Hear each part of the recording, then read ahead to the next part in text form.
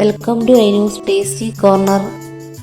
ഇന്ന് തയ്യാറാക്കുന്നത് അപ്പം, ഇടിയപ്പം, ചപ്പാത്തി, മുട്ട എന്നിവയോടെ കഴിക്കാൻ പറ്റിയ നല്ല ടേസ്റ്റി ആയിട്ടുള്ളൊരു കടലക്കറിയാണ്.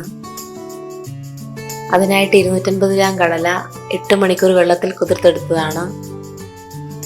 3 ചെറിയ സവാള, 1 ചെറിയ പീസ് തക്കാളി, 6 അല്ലി വെളുത്തുള്ളി, 1 ചെറിയ കഷ്ണം ഇഞ്ചി, 2 പച്ചമുളക്, കുറച്ച് കറിവേപ്പില. കഴുകി വൃത്തിയാക്കിയെടുത്ത കടലയിൽ 2 കപ്പ് വെള്ളവും 1 ടീസ്പൂൺ ഉപ്പും 1/4 ടീസ്പൂൺ മഞ്ഞൾപ്പൊടിയും ചേർത്ത് സ്റ്റൗ മീഡിയം ഫ്ലെയിമിൽ വെച്ച് കുക്കറിൽ 5 വിസിൽ വരുന്നത് വരെ ഒന്ന് വേവിച്ചെടുക്കാം.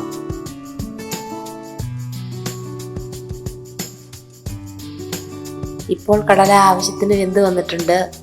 ഇനിയും ഒരു പാത്രം അടുപ്പിൽ വെച്ച് ചൂടാകുമ്പോൾ 3 ടേബിൾ സ്പൂൺ വെളിച്ചെണ്ണ ഒഴിച്ചു കൊടുക്കാം.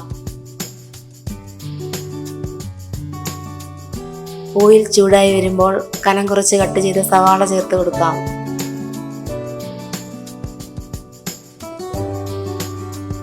ഇനി ഇതിലേക്ക് പച്ചമുളകും കറിവേപ്പിലയും ചേർത്ത് കൊടുക്കാം.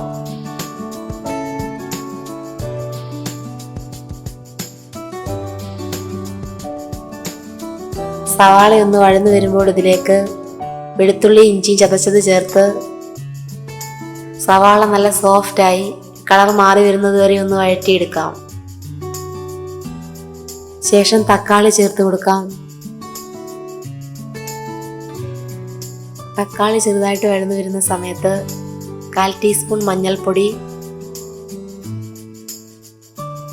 2.5 ടേബിൾ സ്പൂൺ മല്ലിപ്പൊടി, 1.5 ടേബിൾ സ്പൂൺ മുളക് പൊടി, 1 ടീസ്പൂൺ ഗരം മസാല എന്നിവ ചേർത്ത് മസാലകളുടെ പച്ചമണം മാറുന്നതുവരെ ഒന്ന് വഴറ്റിയെടുക്കാം.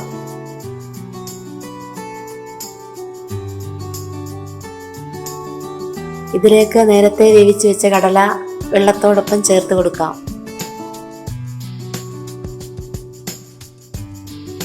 ഇനിയും കറിക്ക് ആവശ്യമായ വെള്ളം ചേർത്ത് കൊടുക്കാം. ചൂടുവെള്ളമുണ്ടല്ലോ, അത് ചേർക്കുന്നതായിരിക്കും കുറച്ചും കൂടി നല്ലത്. ഇനിയും അടച്ചൊരു 5 മിനിറ്റ് വേവിച്ചെടുക്കാം.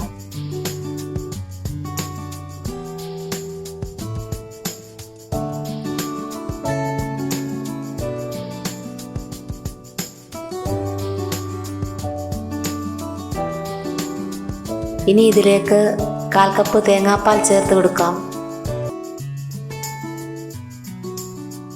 തേങ്ങാപ്പാൽ ഇല്ലെങ്കിൽ ഈ സ്റ്റെപ്പ് സ്കിപ്പ് ചെയ്താൽ മതി.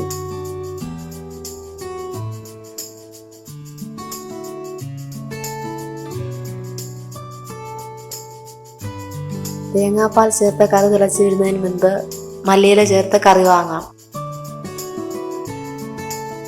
ഈ സമയത്ത് ഉപ്പ് നോക്കാം, ആവശ്യമെങ്കിൽ ചേർത്ത് കൊടുക്കാം.